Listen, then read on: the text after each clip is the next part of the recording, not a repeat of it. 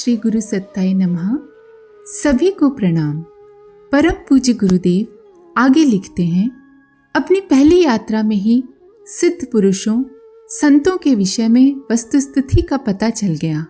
हम स्वयं जिस भ्रम में थे वो दूर हो गया और दूसरे जो लोग हमारी तरह सोचते रहे होंगे उनके भ्रम का निराकरण करते रहे।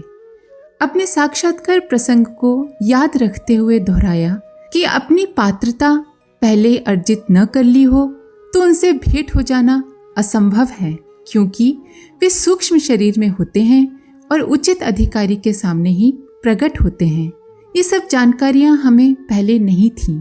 हमारे हिमालय यात्रा का विवरण पूर्व में सुनसान के सहचर पुस्तक में प्रकाशित किया गया है।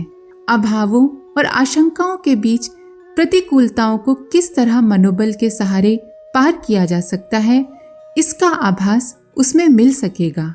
मन साथ दे तो सर्वसाधारण को संकट दिखने वाले प्रसंग हंसी मजाक जैसे बन जाते हैं।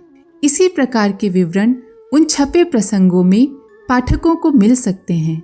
अध्यात्म मार्ग पर चलने वालों को मन इतना मजबूत तो बनाना ही पड़ता है। एकांत में सूनेपन का जो भय लगता है उसमें चिंतन की दुर्बलता ही कारण है। मन मजबूत हो तो साथियों की तलाश क्यों करनी पड़े, उनके न मिलने पर एकाकीपन का डर क्यों लगे। जंगली पशु अकेले रहते हैं, उनके लिए तो हिंस्र पशु पक्षी भी आक्रमण करने को बैठे रहते हैं।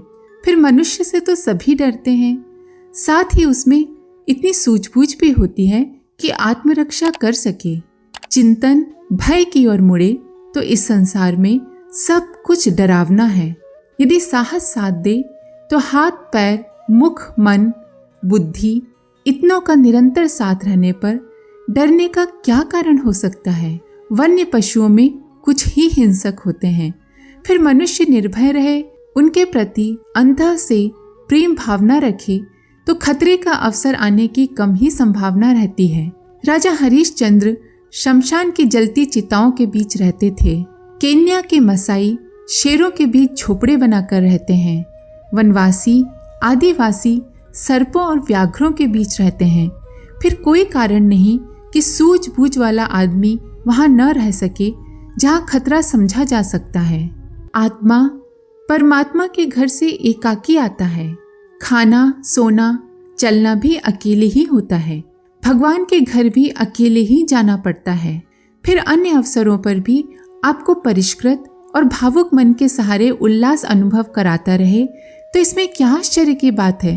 अगर आपका मन परिष्कृत है तो आपके लिए हर क्षण उल्लास का क्षण रहेगा और इसमें आश्चर्य की कोई बात नहीं।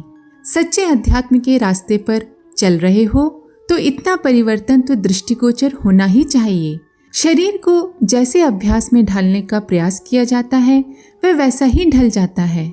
उत्तरी ध्रुव के एस्किमो केवल मछलियों के सहारे जिंदगी गुजार देते हैं। दुर्गम हिमालय एवं आल्प्स पर्वत के ऊंचे क्षेत्रों में रहने वाले अभावों के बावजूद स्वस्थ लंबी जिंदगी जीते हैं। पशु भी घास के सहारे गुजारा कर लेते हैं। मनुष्य भी यदि उपयोगी पत्तियां चुनकर अपना आहार निर्धारित कर ले तो अभ्यास न पड़ने पर ही थोड़ी गड़बड़ी रहती है। बाद में गाड़ी ढर्रे पर चलने लगती है। ऐसे ऐसे अनेक अनुभव हमें उस प्रथम हिमालय यात्रा में हुए और जो मन सर्वसाधारण को कहीं से कहीं खींचे खींचे फिरता है वो काबू में आ गया और कुकल्पनाएं करने के स्थान पर आनंद एवं उल्लास भरी अनुभूतियां अनायास ही देने लगा। ऋतुओं की प्रतिकूलता से निपटने के लिए भगवान ने उपयुक्त माध्यम रखे हैं। जब इर्द गिर्द बर्फ पड़ती है तब गुफाओं के भीतर समुचित गर्मी रहती है। गोमुख क्षेत्र की कुछ हरी झाड़ियां जलाने से जलने लगती हैं। रात्रि को प्रकाश दिखाने के लिए ऐसी ही एक वनौषधि झिलमिल जगमगाती रहती है। तपोवन और नंदनवन में एक शकरकंद जैसा अत्यधिक मधुर स्वाद वाला देवकंद जमीन में पकता है। ऊपर से तो ये घास जैसा दिखाई देता है पर भीतर से उसे उखाड़ने पर आकार में इतना बड़ा निकलता है कि कच्चा भूनकर 1 सप्ताह तक गुजारा चल सकता है। भोजपत्र के तने की मोटी गांठें होती हैं। उन्हें कूटकर चाय की तरह क्वाथ बना लिया जाए तो बिना नमक के भी वह क्वाथ बड़ा स्वादिष्ट लगने लगता है। भोजपत्र का छिलका ऐसा होता है कि उसे बिछाने, ओढ़ने और पहनने के काम में लिया जा सकता है। ये बातें यहाँ ये बताने के लिए लिखनी पड़ रही हैं कि भगवान ने हर वस्तु की असहायता से निपटने के लिए सारी व्यवस्था रखी है। परेशान तो मनुष्य अपने मन की दुर्बलता से अथवा अभ्यस्त वस्तुओं की निर्भरता से होता है। यदि मनुष्य आत्मनिर्भर रहे तो 3/4 समस्याएं हल हो सकती हैं। 1/4 के लिए अन्य विकल्प ढूंढे जा सकते हैं और उनके सहारे समय काटने के अभ्यास किए जा सकते हैं। मनुष्य हर स्थिति में अपने को फिट कर सकता है। उसे तब हैरानी परेशानी होती है जब वो ये चाहता है कि अन्य सब लोग उसकी मर्जी के अनुरूप बन जाएं, परिस्थितियां उसके अनुकूल ढल जाएं। यदि मनुष्य परिस्थितियां बदलने की जगह मनस्थिति को बदल ले तो हर स्थिति में गुजारा किया जा सकता है और उल्लास युक्त बना रहा जा सकता है। ये बातें पढ़ी और सुनी तो पहले भी थी, पर अनुभव प्रथम हिमालय यात्रा में व्यवहार में आया। ये अभ्यास एक अच्छी खासी तपश्चर्या थी जिसने अपने ऊपर नियंत्रण करने का भली प्रकार अभ्यास करा दिया।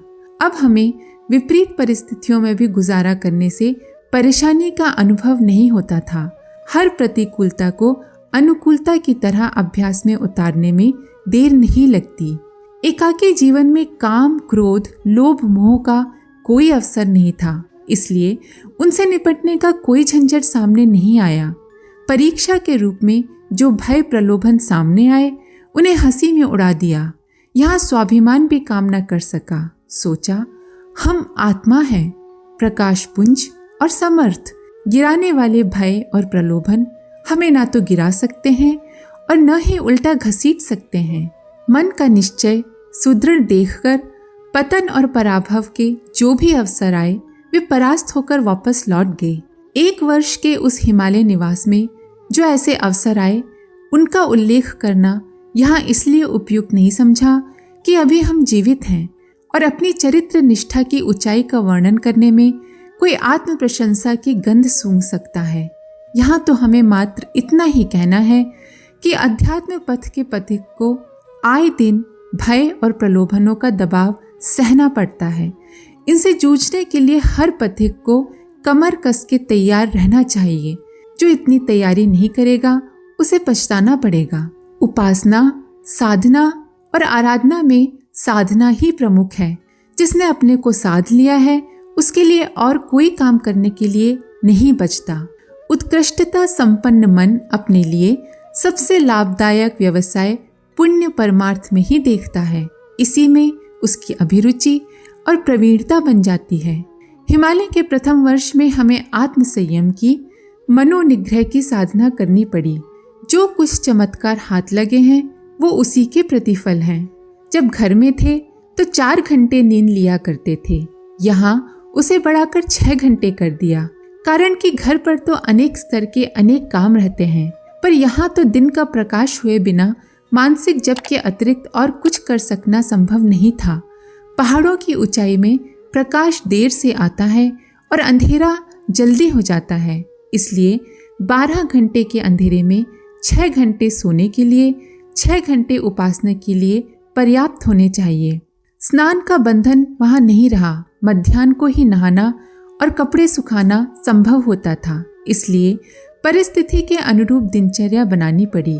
दिनचर्या के अनुरूप परिस्थितियां तो बन नहीं सकती थीं। प्रथम हिमालय यात्रा कैसे संपन्न हुई, इसके उत्तर में कहा जा सकता है कि परिस्थितियों के अनुरूप मन को ढाल लेने का अभ्यास भली प्रकार कर लिया। इसे यूं भी कह सकते हैं कि आधी मंजिल पार कर ली। इस प्रकार प्रथम वर्ष में दबाव तो अत्यधिक सहने पड़े तो भी कच्चा लोहा तेज आग की भट्टी में ऐसा लोहा बन गया जो आगे चलकर किसी भी काम आ सके। पिछला जीवन बिल्कुल ही दूसरे ढर्रे में ढला था। सुविधाओं और साधनों के सहारे गाड़ी लुढ़क रही थी। सब कुछ सीधा और सरल लग रहा था, पर हिमालय पहुंचते ही सब कुछ उल्टा हो गया। वहाँ की परिस्थितियां ही ऐसी थीं जिनमें निभ सकना केवल उन्हीं के लिए संभव था जो छिड़ी हुई लड़ाई के दिनों में कुछ ही समय की ट्रेनिंग लेकर सीधे मोर्चे पर चले जाते हैं और उस प्रकार के साहस का परिचय देते हैं जिसका इससे पूर्व कभी पाला नहीं पड़ा था।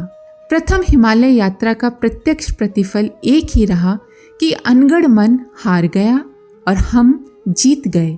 प्रत्येक नई असुविधा को देखकर उसने नए बछड़े की तरह हल में चलने से कम आनाकानी नहीं की, किंतु उसे समर्थन नहीं मिला। आखिर उसे झक मारनी पड़ी और हल में चलने का अपना भाग्य अंगीकार करना पड़ा। यदि जी कच्चा पड़ा होता तो स्थिति वो नहीं बन पड़ती जो अब बन गई है। पूरे 1 वर्ष नई नई प्रतिकूलताएं अनुभव होती रहीं। बार बार मन में विचार उठते रहे, इतनी कड़ी परीक्षा में पड़ने पर हमारा स्वास्थ्य बिगड़ जाएगा, भविष्य की सांसारिक प्रगति का द्वार बंद हो जाएगा। ऐसा करते हैं, फिर से एक बार सोच लेते हैं, शायद लौट ही चलना चाहिए। एक बार तो मन में ऐसा ही तमोगुणी विचार भी आया जिसे छिपाना उचित नहीं होगा। वो ये था कि जैसे बीसियों ढोंगियों ने हिमालय का नाम लेकर अपनी धर्म ध्वजा फहरा दी है, वैसा ही कुछ करके हमें भी सिद्ध पुरुष बन जाना चाहिए और उस घोषणा के आधार पर जन्म भर गुलछर्रे उड़ाना चाहिए। ऐसे बीसियों आदमियों की चरित्र गाथा और उनकी ऐशो आराम भरा जीवन हम जानते हैं, पर जैसे ही यह विचार मन में उठा वैसे ही उसे दबा दिया। समझ में आ गया कि मन की परीक्षा ली जा रही है। सोचा कि जब अपनी सामान्य प्रतिभा के बलबूते ऐशो आराम के आडंबर खड़े किए जा सकते हैं, तो हिमालय को, सिद्ध पुरुषों को, सिद्धियों को, भगवान को, तपश्चर्या को बदनाम करके आडंबर रचने से क्या फायदा। उस प्रथम वर्ष में मार्गदर्शक ऋषि सत्ता के साक्षात्कार ने हमें आमूल चूल बदल दिया। अनगढ़ मन के साथ नए परिष्कृत मन का मल्ल युद्ध होता रहा और ये कहा जा सकता है कि हम पूरी विजयश्री लेकर वापस लौटे। परम पूज्य गुरुदेव के लेख को यहीं विराम देते हैं। आप सभी का धन्यवाद। ओम शांति। हमारे YouTube चैनल को सब्सक्राइब करें और बेल आइकन को दबाकर ऑल पर क्लिक करें ताकि आने वाले सभी वीडियोस की नोटिफिकेशन आपको मिलती रहे।